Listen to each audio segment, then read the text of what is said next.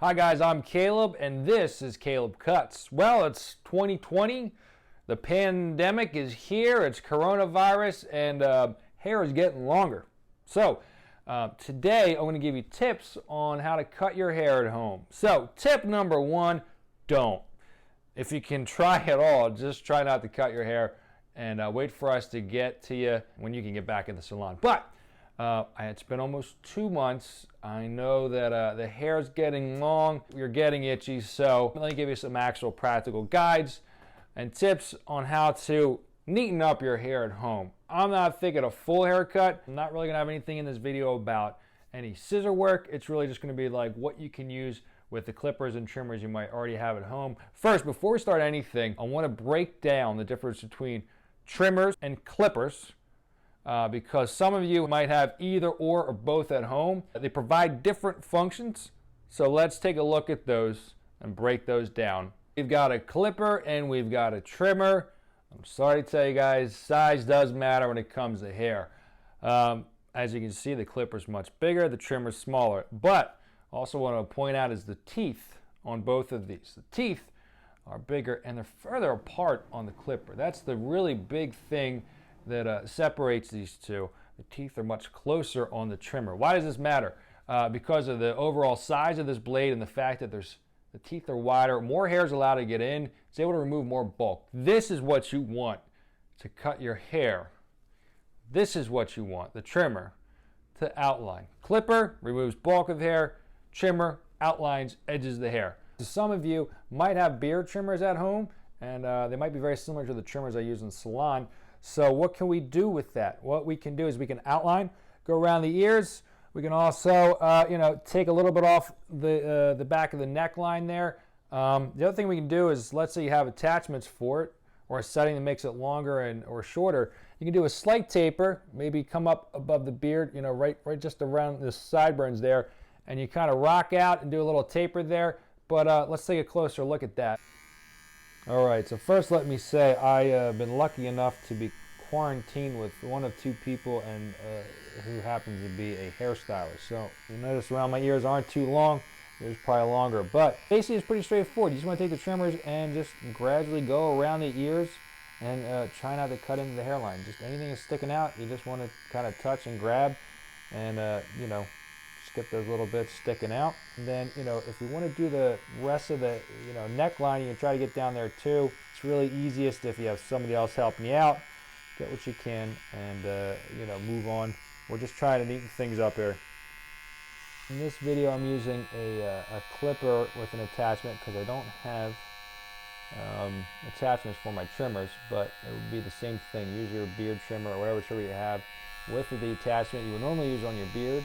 And then just kind of come up above the sideburns, and you really want to rock the clippers a little bit out. That's what we call making a graduation, and that just creates the effect of long to short there.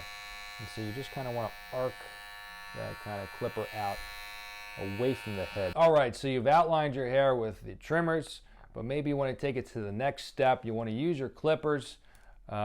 Maybe you got a significant other can do it for you. That'd be ideal, but maybe you're ballsy and you want to do it yourself. So, again, I recommend you waiting, but let's break this down a little bit in case you want to take that next step.